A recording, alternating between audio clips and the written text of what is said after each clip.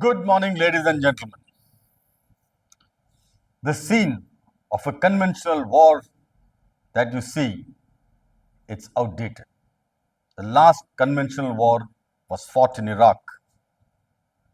The new war is a hybrid war, and the future war is a cyber war, a deep tech war.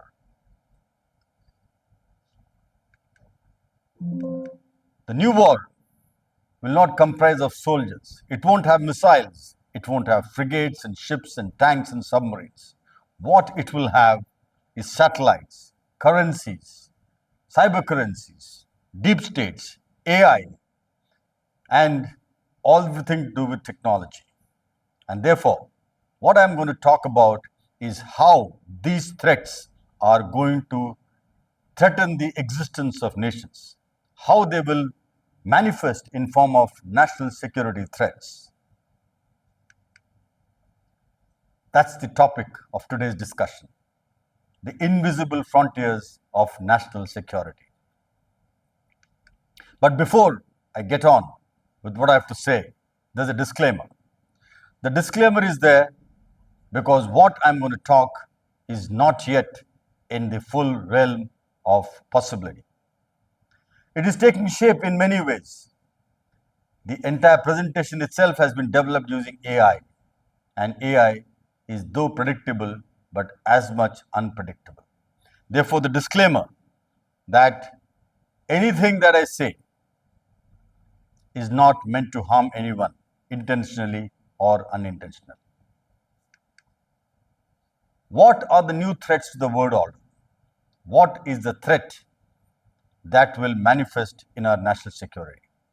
We have 6 primary areas: the cyber penetration and the dark web, cyber currency and financial warfare, geospatial navigation and satellite-based intelligence, the biological and chemical warfare, information warfare, deepfake technology, and all of it used by the deep state and the non-state actors. I will take you through certain case studies in all these. Let's look at case study 1, the Stuxnet virus over Iran in 2010. This is largely believed to be used by the US in order to compromise the nuclear facilities of Iran. The data breach that happened in USA, allegedly with the involvement of Russia. The SolarWinds hack, which was a sophisticated cyber attack into this Department of State, Department of Commerce, the government of US, as also many business and commerce activities. This led to compromise of data, leakage of data, as well as freezing of data. The Stuxnet virus, as we spoke, it almost crippled the US's nuclear program.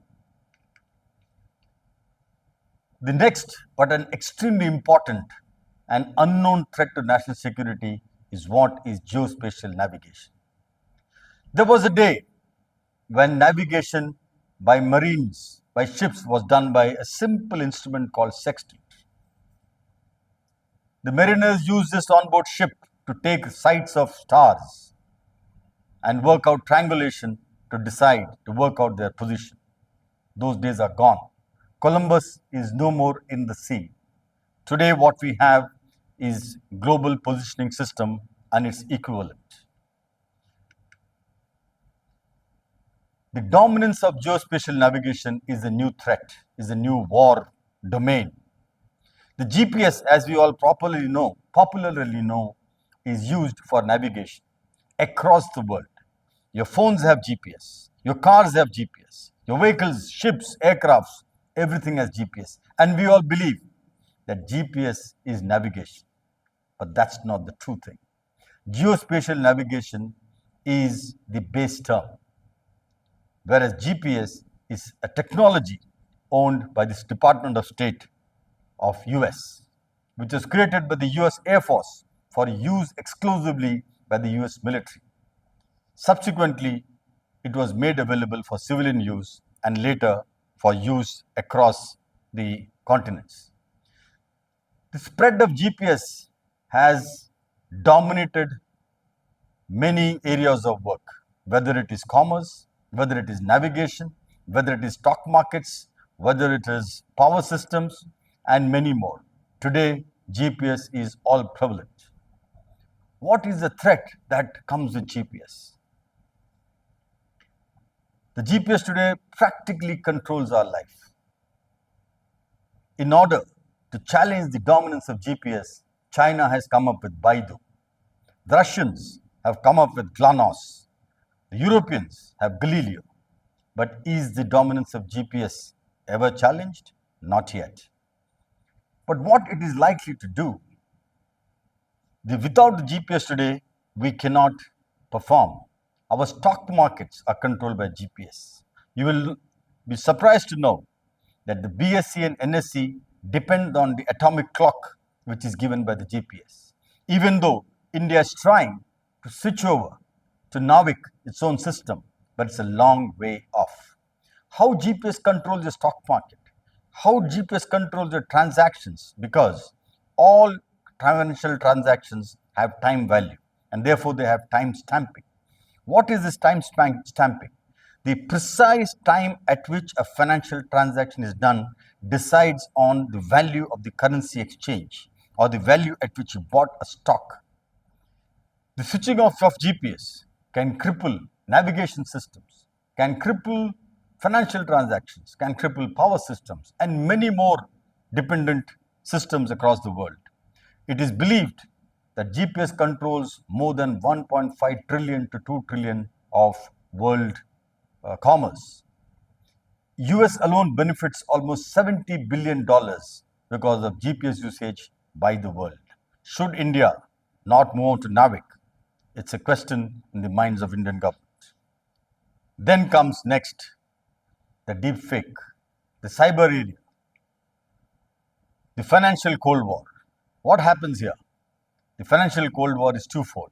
One is the challenge of the US dollar dominance by China, by Russia, by Iraq, and even by states on whom sanctions are imposed. The other is the challenge by cryptocurrency to the sovereign currency. That's a new Cold War that is happening. In the world today, the war is not fought on the basis of the modern weapons.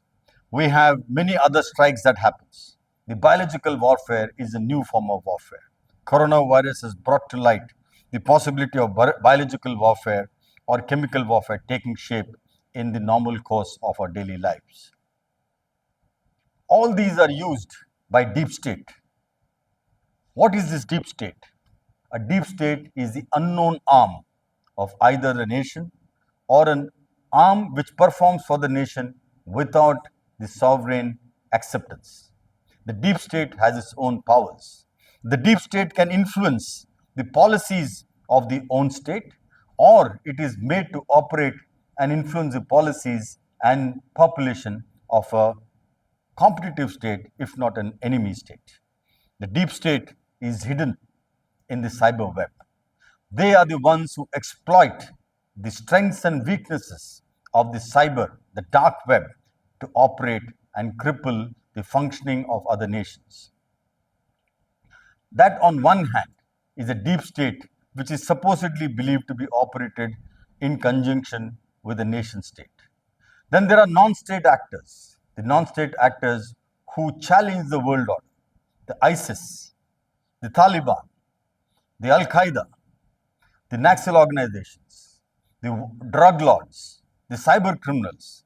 They are the other set of non-state actors. They have become powerful today because they are able to operate and use the tools of the cyber world, of the deep technology, to operate with far more impunity than they could do earlier. This is a clear message of what organizations like ISIS can do and operate in a world without the world being seen.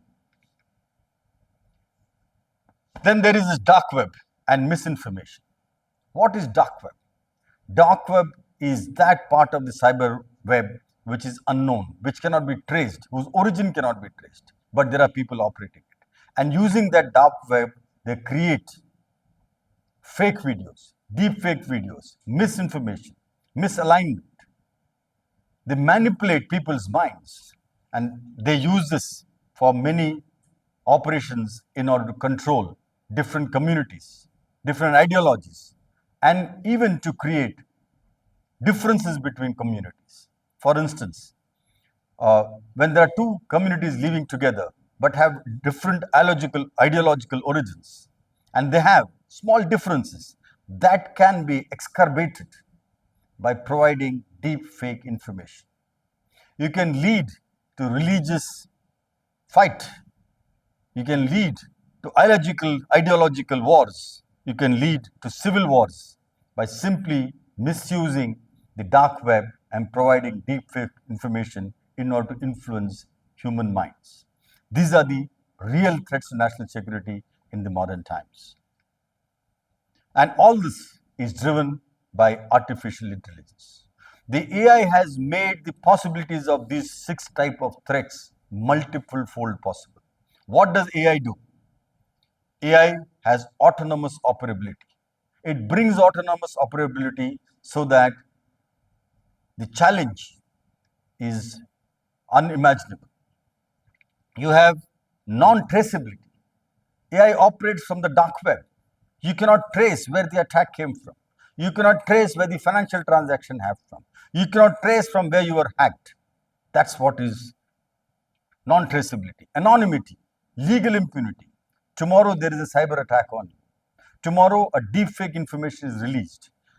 How do you legally challenge it? From where do you legally challenge it? It sans both the courts of the respective countries or even international code of justice. Unbounded transcendentality. The penetration of mobiles, the penetration of internet almost into 90% of the world makes AI transferability across humans, across continents, across transactions. And that's what is the biggest threat. Invincible survivability. With AI going stronger and stronger, its survivability will become even more stronger and stronger. All this makes AI the new tool in the hands of deep state and non-state actors to exploit the ingredients of national security to strengthen their own position. And how does this happen? It happens by data surveillance and stealing of data privacy. Every day, every minute, every second, this is happening. Your own mobile, which you buy it on a birthday. You want to buy the best mobile. You want to buy Alexa. You want to buy tools that are controlled by AI. And your exuberance to buy it, you sign off agreements. You sign off acceptance of agreements without reading what does it say on data security, data privacy. Do any of these ensure that your data is saved, is secure? And even if you try to switch off what is not supposed to go, it will keep prompting you to do it. For example, you want to use a new app. The app does not allow you to operate till you enable it to use your camera, till you enable it to use your microphone, to access your phone or to access your contacts. Why does it want to do that? Why should a simple app which is going to help you with some banking transaction have access to your photos? Why should a simple app which is helping you to order food should have access to your microphone, but it will keep prompting you? Why does this happen? Because they are constantly wanting to monitor everything you are doing using your camera, using your phone, using your mobile contacts, using the videos you watch. Everything is taken away for either a commercial purpose or a privacy purpose, or some of these apps sell this data into the dark web. The dark web pays multitude of amount for this data, and this data is used for all the purposes of national security threat as well. And therefore, the race between the conventional threat and the AI driven dangers, the battlefield is no longer limited to the borders. It is going to sans weapons, it is going to sun across the continents. It is going to be all prevalent. And that is the new threat to national security, which all of us have to live up to. We are living under challenging times like never before. You could be the next target. You could be the next instrument. You could be the next tool. And the tools that are using you is existing in your very homes. It could be any instrument, whether it is Alexa, whether Siri, Cortana, Bixby, or any AI driven tool around you, which is constantly listening. And you're enjoying the music, oblivious, unaware, unconsciousness of the data that is constantly drawn, of the threat you're creating to yourself, and in the bargain, creating a threat to your nation. Thank you. Jai Hind.